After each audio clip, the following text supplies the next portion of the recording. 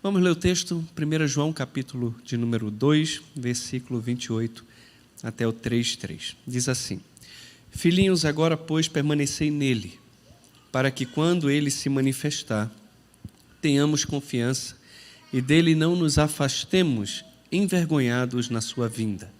Se sabeis que ele é justo, reconhecei também que todo aquele que pratica a justiça é nascido dele. Vede que grande amor nos tens concedido o Pai, a ponto de sermos chamados filhos de Deus, e de fato somos filhos de Deus. Por essa razão o mundo não nos conhece, porquanto não conheceu a Ele mesmo. Amados, agora somos filhos de Deus, e ainda não se manifestou o que haveremos de ser. Sabemos que quando Ele se manifestar, seremos semelhantes a Ele, porque haveremos de vê-lo como Ele é. E a si mesmo se purifica todo o que nele tem esta esperança, assim como Ele é puro. Nós vamos falar hoje que a comunhão com Deus traz confiança à luz da vinda do nosso Senhor Jesus. Nós vimos no sermão de domingo passado que muitos saíram do meio da igreja, mas que na verdade não eram nascidos de Deus. E a saída deles apenas manifestou a realidade. Agora o apóstolo exorta os crentes a permanecerem em Deus e apresenta algumas razões para isso aqui. Agora, meus irmãos, mesmo tendo vários argumentos bíblicos para permanecermos em Deus, o mundo, o diabo e a nossa própria carne tentam incansavelmente nos ludibriar para enfraquecer a nossa fé e a nossa convicção a respeito das realidades espirituais. A igreja no Brasil, mesmo não sendo perseguida, tem sido persuadida por causa do fraco conhecimento bíblico que ela tem. Nós estamos sendo bombardeados por muitas filosofias, muitas mentalidades seculares, humanistas, e isso tem entrado na igreja, e isso tem influenciado o nosso mundo, o nosso trabalho, o nosso lar, a nossa casa. E se não nos apegarmos firmemente à doutrina e à verdade revelada nas Escrituras, podemos sim correr o risco de nos vermos longe do Senhor e da sua palavra, de acharmos que estamos nele, quando na verdade estaremos bem longe dele. Será que resistiremos até o fim? Até quando estaremos firmes na fé? Podemos afirmar que possuímos uma fé robusta e uma esperança firme? Temos dado ouvido aos falsos mestres do nosso tempo? Que sofismas temos abraçado que estão nos afastando dos valores bíblicos? Amamos os benefícios antecipados e já não aguentamos esperar nada. Compramos para pagar depois, compramos antecipadamente para só passar e pegar o produto para não ter que esperar mais em fila. Nosso desejo por prazer rápido tem nos levado a esquecermos a necessidade de esperar com paciência as promessas de Deus. Isso é uma ilusão. Isso é uma ilusão. Deus tem coisas maravilhosas reservadas para nós no céu. 1 Pedro deixa claro isso. Ele tem tesouros fantásticos, extraordinários, reservados para mim e para você no céu. Precisamos aprender a esperar com paciência o plano de Deus, a promessa de Deus e as bênçãos do Senhor. E não podemos, irmãos, ceder em momento algum, buscando viver o céu na terra. As dores, as lutas, as perseguições, até mesmo a morte estão aí para nos ensinar e nos mostrar que nós ainda não estamos no nosso lar. No nosso texto de hoje nós percebemos que a comunhão do indivíduo com Deus traz segurança à luz da vinda de Cristo. E à guisa de introdução eu gostaria de destacar 3 características a respeito dessa manifestação de Cristo. A primeira é que ela é certa. O nosso texto diz que quando Ele se manifestar, não é se Ele se manifestar, mas quando Ele se manifestar. A vinda do Senhor é certa e o tempo está nas mãos do Senhor. Ele sabe o tempo certo e nós precisamos aguardar o dia em que Ele vai se manifestar, porque Ele irá se manifestar. É certa a vinda dEle. Segunda verdade, a característica é que ela é recompensadora. Ela vai trazer bênçãos, confiança, segurança ou vergonha na sua vinda. Quando o Senhor voltar, como nós estaremos? Confiantes, aguardando com expectativa essa vinda, ou nós temos medo da vinda de Cristo e seremos envergonhados quando Ele voltar? Será que quando Ele voltar, Ele nos encontrará vigilantes, perseverantes e fiéis? Ou Ele vai nos encontrar, como o Senhor Jesus disse na parábola, espancando os servos, roubando o seu Senhor? Ninguém sabe o dia e a hora. Se soubéssemos o dia e a hora em que o ladrão viria, nós vigiaríamos a casa. A vinda do Senhor é como um ladrão, ninguém sabe o dia e a hora. E quando Ele se manifestar, Ele vai se manifestar e isso trará confiança, alegria, regozijo, esperança, louvor, glória, honra, ou vai trazer vergonha. Oro para que quando Ele se manifestar, meus irmãos, todos nós estejamos firmes em Cristo, perseverantes em Cristo, estejamos nele e não fora dele. Terceira característica dessa manifestação é que ela é transformadora. A Bíblia diz que quando Ele se manifestar, seremos semelhantes a Ele. Se hoje lutamos com o pecado, e o pecado é uma realidade na vida de todo cristão, veja só, por fato de sermos cristãos e termos sido libertos da condenação do pecado e termos o Espírito Santo habitando em nós e nos guiando na vontade de Deus e na verdade do Senhor, todos nós sabemos, todos nós, que somos fracos, que tropeçamos, que caímos, que precisamos do perdão e da graça do Senhor constante sobre nós. Mas um dia todos nós seremos transformados e seremos como Ele. E não mais poderemos pecar. Se antes de estarmos em Cristo, nós não poderíamos deixar de pecar, porque estávamos vivendo na carne, no mundo, éramos guiados pelo príncipe da potestade do ar, que atua nos filhos da desobediência. Não tínhamos um arbítrio livre, porque o pecado habitava em nós, não só habitava, mas dominava a nossa vida. Agora que estamos em Cristo, podemos não pecar, porque o Espírito está conosco e nos santifica, nos faz crescer em santidade, mas eventualmente vamos pecar, porque ainda estamos neste tabernáculo, ainda lutamos com as paixões e os desejos que militam na nossa carne. Mas quando Ele voltar, quando Ele se manifestar, então a glória que irá ser revelada em nós, dentro de nós, vai transformar esse corpo de humilhação num corpo glorioso e espiritual. E agora não mais poderemos pecar. Viveremos sem o pecado, sem a presença do pecado. Irmãos, que esperança maravilhosa Deus tem para mim e também para você que se encontra em Cristo. Tendo essas verdades em mente, devemos agir, em primeiro lugar, intencionalmente para manter comunhão com Deus por meio de uma vida justa. O versículo 28 e 29 diz: Filhinhos, agora, pois, permanecei nele, para que quando ele se manifestar, tenhamos confiança e dele não nos afastemos envergonhados na sua vinda. Se sabeis que ele é justo, reconhecei também que todo aquele que é nascido de Deus pratica a justiça. Então a permanência aqui deve ser imperativa, intencional e deve ser constante. A permanência é nele, é em Cristo. não é no pecado.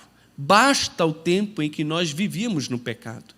Basta o tempo em que nós vivíamos entregues aos desejos da nossa carne, dos nossos pensamentos. Basta o tempo em que nós andávamos segundo o curso deste mundo. Basta.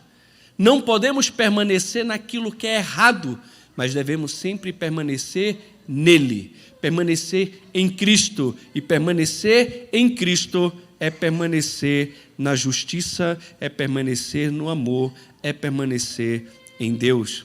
É a vida com Deus, meus irmãos, que nos dá segurança de sermos aceitos por Deus na sua vinda.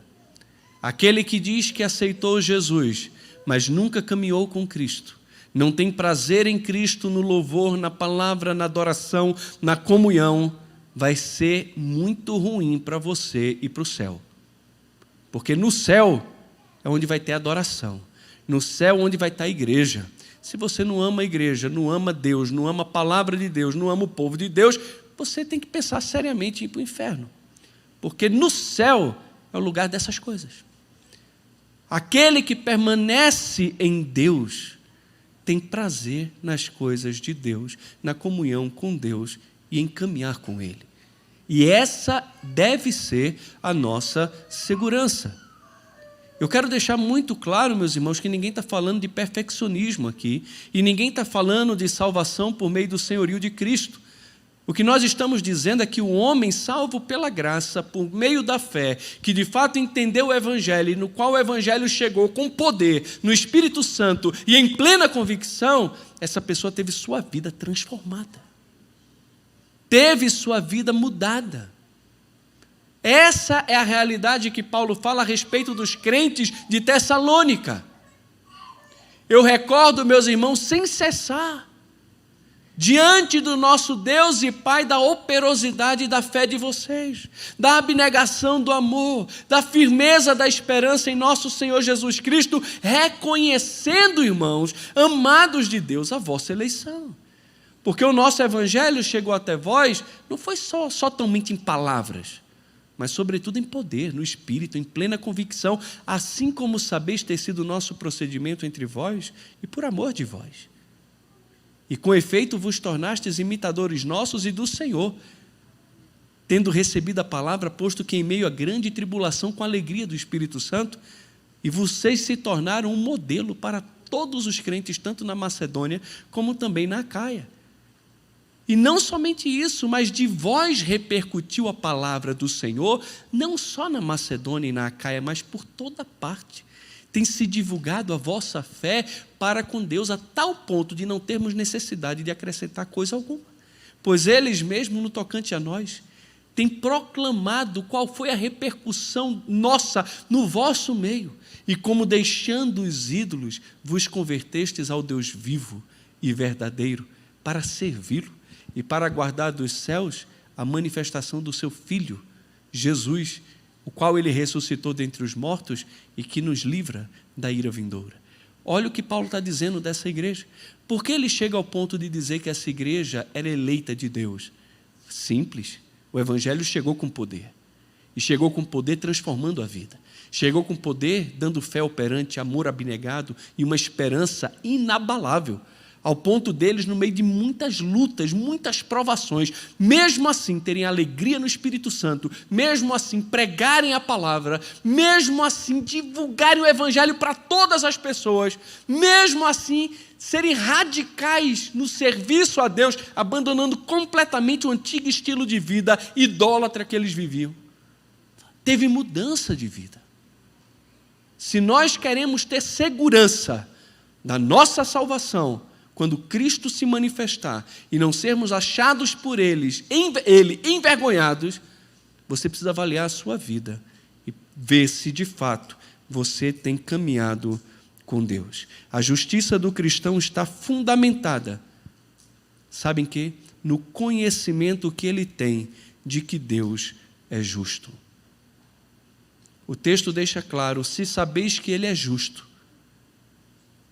já que vocês sabem que Deus é justo, reconhecei também que todo aquele que pratica a justiça é nascido de Deus. Essa ação apenas evidencia os que são nascidos de Deus. As boas obras não salvam, mas testificam a respeito dos salvos. Como é que eu sei que você é um salvo? Eu não sei. Mas a manifestação da justiça na sua vida, a forma como você vive com Deus e para Deus no mundo, isso aponta para mim uma realidade de que você é nascido dele.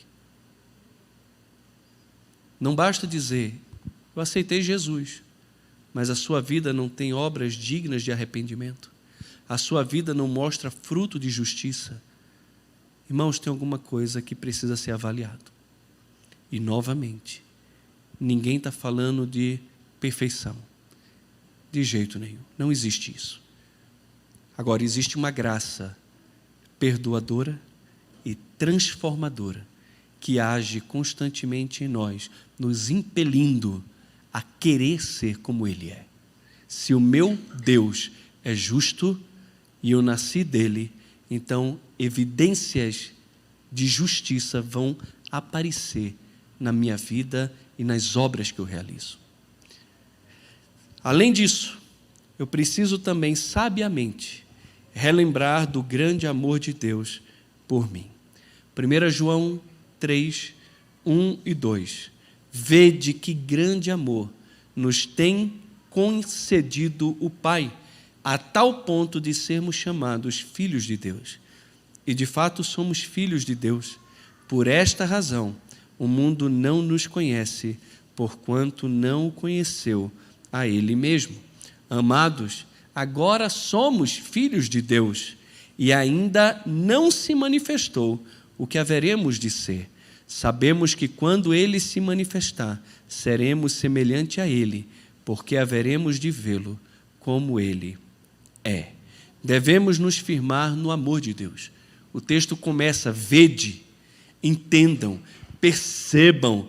Isso aqui é imperativo também. É algo que todos nós precisamos estar atentos. Às vezes nós nos esquecemos de verdades fundamentais na nossa vida cristã e fundamentais para a nossa vida cristã. Devemos entender o quê? Em primeiro lugar, a realidade desse amor. Olha o versículo de número 2. Amados, em vários momentos na epístola de João, na primeira carta, ele começa dizendo que nós somos amados. Essa é uma realidade de quem nós somos em Cristo. Eu e você somos amados. Deus nos amou com amor eterno, com amor incondicional, com amor sacrificial. Amou não por causa de nós, mas apesar de nós. Não por causa dos nossos méritos, mas apesar dos nossos deméritos. Ele nos amou e o amor de Deus é uma realidade. Ele provou o seu amor para comigo e para contigo. Ele provou. Ele amou a sua igreja e se entregou por ela. Isso é amor. O bom pastor dá a vida pelas suas ovelhas e Jesus deu a sua vida por você, deu a vida dele por mim. Nós somos amados de Deus. Isso é fato. Fato. Nada e nem ninguém poderia se levantar para colocar dúvida na nossa mente sobre o amor de Cristo. Quem nos separará do amor de Cristo? Será o quê? Nada. Nada. Nem o que aconteceu no passado, nem o que acontece no presente, nem no que vai acontecer no futuro. Nenhuma criatura que você conhece ou desconhece pode nos separar do amor de Deus. Nada pode nos separar desse amor. De Deus que está em Cristo e foi revelado por mim e por você. Então a primeira coisa que eu preciso ver, entender, perceber claramente é a realidade do amor. A segunda é a grandeza desse amor. Vede que grande amor nos tem demonstrado o Pai. Não é um amor simples, é um grande amor. Não é o amor do amigo por um amigo, não. É o amor do Deus Santo, infinito, eterno, transcendente, pela criatura, pelo pecador, pelo verme de Jacó, pelos desprezíveis, por aqueles que não são nada. E ainda por cima se acham alguma coisa. É o amor de Deus sendo demonstrado pelo arrogante, pelo soberbo, pelo metido, pelo traidor. É Deus vindo ao encontro do homem para salvar esse homem que virou as costas para ele. É o Deus glorioso vindo atrás do seu boneco de lama que ousou virar as costas para o Deus Santo. Essa é a grandeza desse amor que jamais o homem poderá compreender plenamente. Jamais. Porque, de acordo com Paulo, ele é incompreensível na sua largura, comprimento, altura e profundidade. Somente Deus, por meio do seu Espírito, pode nos dar um vislumbre desse amor. E um pequeno vislumbre desse amor já nos faz cair de joelho no chão e adorá-lo. Um vislumbre desse amor nos faz querer viver completamente para aquele que por nós morreu e ressuscitou. Paulo diz em 2 Coríntios 5,14 que o amor de Cristo nos constrange, nos impele, nos arrasta. E por que ele faz isso? Porque o julgamento correto é um só. Um morreu por todos. E o que é que acontece agora? Todos morreram. Você não tem mais vida. Se você ia morrer e ele morreu no teu lugar, ele morreu por você, a tua morte, então agora existe uma dívida. A tua vida não é mais sua. A sua dívida é dele. Ele morreu por você, ressuscitou por você, para que os que vivem não vivam mais para si, mas para aquele que por eles morreu e ressuscitou. Essa é a minha dívida e essa é a grandeza do amor de Deus por nós. Existe a realidade do amor, mas existe também a grandeza desse amor. Existe também a abrangência do amor. Diz aqui: vede que grande amor nos tem concedido o Pai, a ponto de sermos chamados filhos de Deus. De fato, somos filhos de Deus. Amados, agora somos filhos de Deus. Ele está se referindo a quem aqui? A quem ele está se dirigindo? Está no plural, é o coletivo, mas é a igreja. São aqueles que estão sendo exortados a permanecer nele. É aqueles que já estão em Cristo e que são amados por Deus. Essa é a abrangência do amor de Deus. Deus amou os seus eleitos, amou a sua igreja e se entregou por ela. Esse amor, irmãos, é o amor infinito de Deus pelo seu povo. Quando ele escreve lá em Malaquias escrevendo a sentença de Deus contra o povo, Deus diz: eu vos tenho amado. E o povo diz: em quem nos tens amado? Não foi Jacó, irmão de Esaú? Eu amei Jacó, porém aborreci a Esaú. Olha a prova do amor de Deus pela nação. Na eleição. Na eleição. Da mesma forma, Deus demonstra o seu amor pela sua igreja, na eleição dela, do seu povo, em ter morrido por ela. Mas nós temos também aqui, meus irmãos, o benefício desse amor. Sabe qual é o benefício? Somos chamados filhos de Deus. Que privilégio ser chamado filho de alguém. Eu sou o filho do Heitor. Eu sou o filho do pastor Eduardo. Eu sou filho de... Dependendo do pai, da mãe, falar que é filho dessa pessoa traz honra para o filho. Agora, e aqueles que não estavam na família de Deus? E aqueles que estavam sem misericórdia e sem Deus no mundo, totalmente perdidos, vivendo como bastardos no mundo, e agora são acolhidos na família de Deus por adoção, recebendo agora todos os privilégios de filho, e recebendo agora o privilégio de serem chamados de filhos. Vocês são filhos, e não é de qualquer um, é filho de Deus. Ser chamado filho de Deus é um privilégio, mas está dizendo também de sermos de fato filho de Deus. Porque às vezes a gente diz: fulano é filho, e tem o privilégio de ser chamado. Tem uns que são chamados de filhos, mas não são filhos de verdade.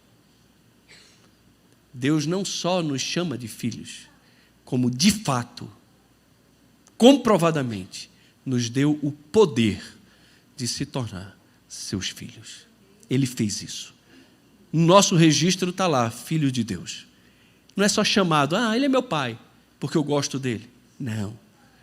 Ele é meu pai porque ele me chama de filho. Não, não é só isso. Ele é meu pai no registro. Está aqui, ó. Eu fui adotado mesmo e agora eu tenho direito a todos os privilégios que um filho natural tem. Está aqui. Eu sou filho de Deus de fato. Não só chamado de filho de Deus, mas filho de Deus de fato. Eu sou. E porque sou filho, sou herdeiro.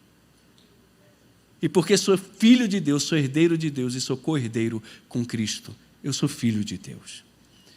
E de acordo com as Escrituras, quem são filhos de Deus? Os que receberam a Cristo, João 1,12. A todos quanto receberam, deu-lhes o poder de se tornarem filhos de Deus, a saber, os que creem no seu nome. Quem crê no nome de Jesus, quem recebe a Cristo como Senhor na sua vida, a esta pessoa é dado o poder de se tornar um filho de Deus. Todos são criaturas de Deus. Filhos de Deus são aqueles que creem em Jesus. Quem crê em Cristo se torna filho de Deus. Agora, não é só os que recebem, os que são guiados pelo Espírito de Deus, esses são filhos de Deus. E Ele é o Espírito de adoção, que testifica com o nosso espírito que somos, de fato, filhos de Deus. Então, vê que coisa maravilhosa, irmãos. O benefício desse amor é que Deus nos inseriu na sua família. E eu agora tenho um pai, posso ter intimidade e relacionamento com Deus, que deu a mim o direito, o poder de me tornar um filho e de ser chamado de filho dele. Que maravilha! Agora, existem as consequências também desse amor, e nem toda a consequência é boa. Olha aqui o que diz no final do versículo 1. Por essa razão, o mundo não nos conhece, porquanto não o conheceu a Ele mesmo. Essa é a consequência de estar na família de Deus, de estar em Cristo, de pertencer a Ele. Se eu sou de Cristo, não sou mais do mundo. Se eu sou de Deus, logo o mundo não me conhece. Na verdade, agora eu sou hostil para com o mundo e o mundo é hostil a mim, porque não o amou, não o reconheceu e logo não vai me amar e não vai me reconhecer. E Jesus deixou claro, se o mundo perseguiu a mim, perseguirão também a você. Se o mundo me odeia, vai odiar vocês também. Meus irmãos, nós não somos do mundo. Deus nos salvou desse mundo, não somos dele. Se formos amados pelo mundo, é porque somos do mundo. Agora, se Deus nos tirou desse mundo, nos adotou para a sua família, nos trouxe para a sua casa, e nos tem ensinado os seus preceitos e a sua justiça, e eu ando segundo a justiça de Deus, o caráter de Deus que é justo, é santo, é correto, é natural que esse mundo não só não me conheça, como não queira ter comunhão comigo. Isso é natural. Então, a consequência do amor de Deus por mim e por você é que, inevitavelmente, nós seremos hostilizados, perseguidos por esse mundo que odeia a Cristo. Ele odeia Cristo. Pode ter certeza disso. O Cristo que eles amam é o do crucifixo de ouro, que muitas pessoas usam nas suas blusas decotadas. O Cristo que eles amam é o cara legal que fecha os olhos para todas as suas atrocidades, barbaridades e imoralidades. Mas o Cristo da Bíblia, que nos manda tomar a cruz e morrer com Ele, e a odiar a esse mundo para ganhar a vida eterna, esse Cristo, o mundo não ama. O mundo crucifica. E todo aquele que se identifica com Ele também poderá ser crucificado.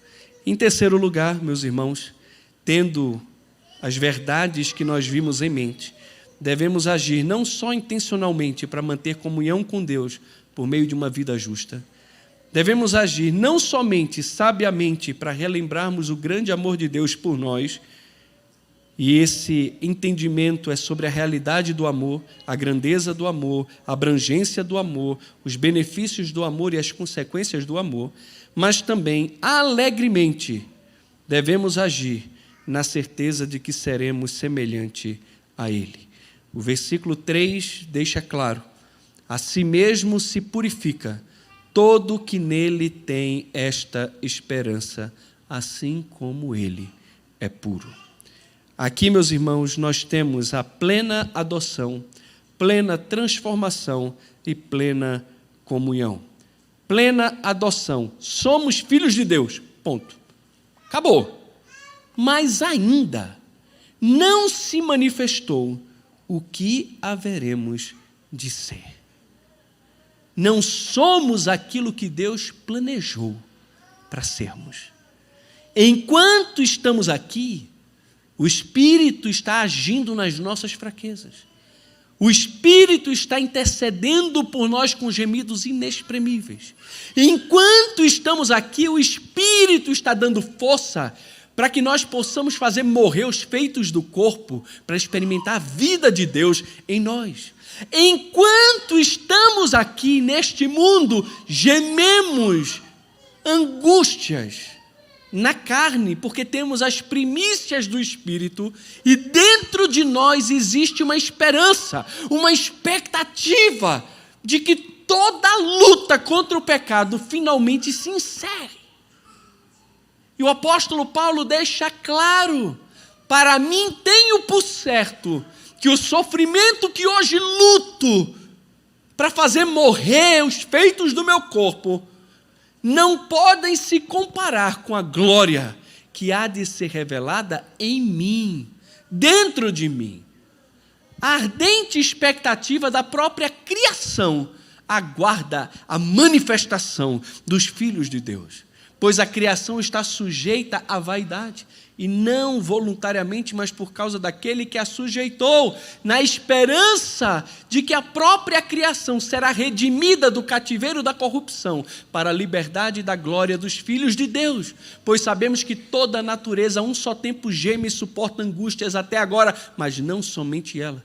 Nós também que temos as primícias do Espírito igualmente gememos em nosso íntimo, aguardando, sabe o quê? A adoção de filhos e a redenção do nosso corpo, porque na esperança fomos salvos. Eu sou filho, eu fui redimido, mas ainda não sou o que Ele planejou para eu ser. Ainda não sou aquilo que serei. Um dia eu ainda desfrutarei da adoção de filhos, mas da plena adoção de filhos, porque eu serei como Ele é.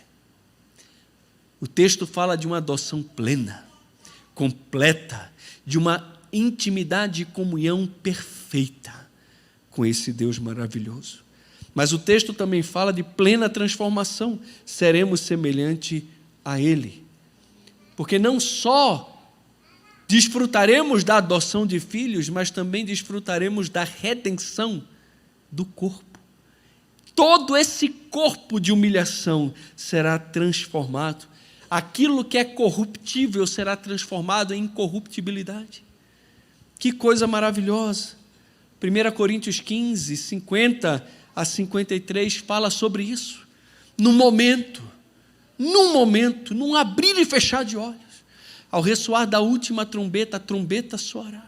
Os mortos ressuscitarão incorruptíveis e nós seremos transformados. Porque a corrupção não pode herdar a incorruptibilidade. Nem o que é natural pode herdar aquilo que é espiritual. Planta-se um corpo natural, mas colhe-se um corpo espiritual. Planta-se um corpo em corrupção, mas colhe-se um corpo incorruptível. Deus nos preparou para isso. E um dia seremos plenamente transformados. O texto fala de plena adoção, mas fala também de plena transformação e fala também de plena comunhão. Plena comunhão, porque haveremos de vê-lo como Ele é. E Deus nos preparou para isso, nos outorgando o penhor do Espírito Santo. Hoje não vemos o Senhor, contemplamos pela fé, mas um dia estaremos diante dEle e o veremos face a face. Estaremos diante do Senhor e o contemplaremos face a face. E essa certeza deve sempre nos dar bom ânimo e força para continuar servindo a Ele enquanto estamos aqui. Concluindo, meus irmãos, Por que permanecer em Cristo? Porque a sua vinda é certa e precisamos estar preparados, vivendo em justiça, reconhecendo e vivendo no amor de Deus e alimentando a esperança de nos encontrarmos com Cristo e sermos semelhantes a Ele, isto é, sem pecado.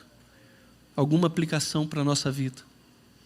Busque desenvolver um relacionamento contínuo e íntimo com Deus. Afaste-se do mal e dos que tentam subverter a sua fé. Não mantenha comunhão com aqueles que trazem falsas doutrinas. Fuja deles. Caminhe com Cristo. Tenha comunhão com o Senhor. Além disso, manifeste o seu nascimento espiritual por meio da prática da justiça. Viva de acordo com os princípios bíblicos, fazendo aquilo que é certo aos olhos de Deus. Se Deus é justo, reconhecemos que todo aquele que pratica a justiça é nascido de Deus. Se falamos que conhecemos a Deus e não guardamos a sua palavra, mentimos. Estamos mentindo. Guarde a palavra de Deus. Ande em justiça. Faça aquilo que é certo. Não caia na mentira do mundo e de falsa teologia, que diz que a gente é salvo pela graça e pode viver na desgraça, porque no final todo mundo vai para o céu. Não é verdade. Tem muita gente que quando Cristo se manifestar vai ficar envergonhado. Vai. Que não seja você. Que não seja você. E se você olha para a sua vida e você não percebe os frutos de justiça, os frutos dignos de arrependimento, se você olha para a sua vida e parece que não existe nenhuma evidência de novo nascimento, sempre é tempo de se arrepender do seu pecado, pedir perdão ao Senhor e confiar sua vida a Jesus. Ele perdoa todo aquele que confessa. E a sua graça é poderosa, sim, não só para perdoar, mas para transformar a vida de quem quer que seja. Goze também do grande amor de Deus por você. Lembre-se, você é filho de Deus, Ele te ama de forma intensa e incondicional. Foi Ele quem tomou a iniciativa da sua adoção. E se Deus te amou, viva como amado de Deus e ame o seu próximo. Você é amado de Deus. Ah, pastor, ninguém me ama. Para com essa besteira. Ah, não me sinta amado. Vai ler a Bíblia. Vai ler a Bíblia. Irmãos, o amor de Deus é derramado no nosso coração pelo Espírito Santo. Romanos 5,5. A ninguém fiqueis devendo coisa alguma, exceto o amor. Amor é dívida, não é crédito. Ninguém aqui tem crédito de amor, a gente tem dívida de amor. Porque o amor que a gente recebeu é eterno. Não cabe em nós o amor que a gente recebeu. Então para com essa palhaçada. Ah, não sou amado, ninguém me ama, coitadinho de mim. Para! Se fosse meu filho, dava uma coça. Para! Irmãos, vede, percebam, entendam que grande amor nos tens concedido o Pai. É um grande amor. Não é um pequenininho, não. É um grande amor. Eu sou filho de Deus. Filho de Deus. Está vendo? Tudo aí é do meu Pai. Eu sou herdeiro de tudo. O Grande Conato falou isso, não foi? Tudo aí é meu. Pronto, é verdade. Porque é do meu Pai. Eu sou filho de Deus, sou herdeiro de Deus. Sou co-herdeiro com Cristo. Eu sou amado, irmãos. Você é amado de Deus. E nada pode mudar essa realidade. Nada. E nem ninguém. E aguarde o retorno de Cristo, buscando purificação pessoal. Fuja da imoralidade, das conversas indecentes e inconvenientes. Um dia seremos como Ele, mas enquanto não somos, pelo Espírito, devemos fazer morrer os feitos do corpo. O Espírito Santo, Ele nos assiste nas nossas fraquezas e Cristo intercede constantemente por nós no seu lugar de autoridade como advogado, mas também como sumo sacerdote. Ainda hoje, na minha luta contra o pecado, eu posso me aproximar pelo sangue de Cristo ao trono da graça e buscar auxílio, socorro em ocasião oportuna. Aquele que veio em semelhança de carne pecaminosa não pecou. Ele venceu o mundo e hoje é poderoso para socorrer todos aqueles que são tentados. Então, busque a Cristo. Viva em santidade, viva em pureza. Seja radical na sua luta contra o pecado. Deus nos chamou para sermos como seu Filho. Deus nos chamou para a santidade e não para a impureza. Sigamos a paz com todos e a santificação, sem a qual ninguém verá o Senhor. Que Deus nos abençoe. Vamos orar? Convido você a ficar em pé, por favor. Lembrem de orar por nós, por gentileza. Que Deus possa abençoar essa viagem. Pai, muito obrigado por tua bondade conosco, pela tua fidelidade. Obrigado pela viva esperança que temos da vida eterna. Obrigado porque a comunhão com o Senhor traz segurança à luz da vinda de Cristo. É muito bom, ó Deus, muito bom sabermos que estamos em Cristo, que permanecemos em Cristo e que podemos ter segurança na tua vinda por olharmos a nossa própria vida e vermos que o Evangelho nos alcançou com poder, transformou o nosso ser. Se antes éramos uma coisa, agora que estamos em Cristo, somos novas criaturas. As coisas velhas ficaram para trás e tudo se fez novo. O Senhor mudou a nossa natureza. O que habita em nós agora é a divina semente. E por isso não podemos viver pecando. Vivemos, ó Deus, amando o Senhor e andando em justiça e em retidão, sinal claro daqueles que nasceram do Senhor. Eu peço que o Senhor nos ajude sempre a olhar para o Senhor e relembrar que o Senhor é justo e que todo aquele que pratica a justiça é nascido do Senhor. Nos ajude a andarmos com fome e sede de justiça. Que essa seja uma marca na nossa vida e também na nossa igreja. Também, Senhor, obrigado, muito obrigado, porque podemos perceber, relembrar, ver claramente que grande amor o Senhor tem nos amado, a ponto de sermos chamados filhos de Deus e, de fato, não somos só chamados, somos de fato teus filhos. Obrigado, porque o Senhor é o nosso Pai e podemos ter intimidade contigo, podemos desfrutar desse amor leal, íntimo com o Senhor. E se somos teus filhos, também somos herdeiros e fazemos parte da tua família. Temos irmãos em Cristo que podemos amar e desenvolver comunhão sadia que nos aproxima do Senhor. E também quero agradecer, ó Deus, pela certeza que a tua palavra nos dá de que um dia seremos semelhante a Ele, que um dia seremos completamente transformados e já não conseguiremos pecar. Seremos santos como o Senhor. Obrigado, Senhor, porque o Senhor nos salvou e nos preparou para isso. Na esperança fomos salvos e aguardamos essa adoção de filhos, essa redenção do nosso corpo com paciência. Nos ajude, Senhor, a esperarmos pacientemente pelas promessas do Senhor na nossa vida. Abençoe a cada um de nós. E obrigado, porque essa esperança que temos também era a esperança que o nosso amado pastor Juscelino também tinha. Ele também viveu uma vida de justiça, também viveu no teu amor e também vivia na esperança dessa glorificação. E louvado seja o teu nome, porque ele já não tem que suportar a luta contra o pecado, ele não precisa mais enfrentar as lutas deste mundo que se corrompe, ele já pode desfrutar da tua presença, da tua comunhão e aguardar o dia em que o Senhor virá com os teus santos para que os mortos em Cristo recebam seus corpos glorificados. E, Senhor, se estivermos aqui quando o Senhor voltar, queremos estar preparados, queremos ser encontrados em Cristo, servindo, vivendo em pureza, em justiça, em santidade e gozando da intimidade que somente os filhos do Senhor podem desfrutar contigo.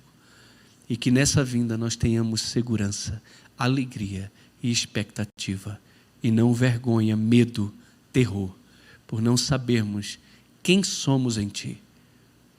O texto que lemos diz que somos filhos e fala isso de forma categórica. Somos amados pelo Senhor. Louvado e exaltado seja o Teu nome por essas realidades. Que todos nós possamos ter a plena convicção e sair daqui com essas certezas no coração, para que a vinda do Senhor seja de fato um consolo para a nossa alma. É no nome de Jesus que eu oro. Amém. Meus irmãos queridos, que a graça do nosso Senhor Jesus, o amor de Deus, o nosso Pai, a comunhão, o consolo e o poder do Santo Espírito de Deus repouse sobre cada um de nós, até o dia bendito e glorioso, quando estaremos para sempre com o nosso Senhor. Amém.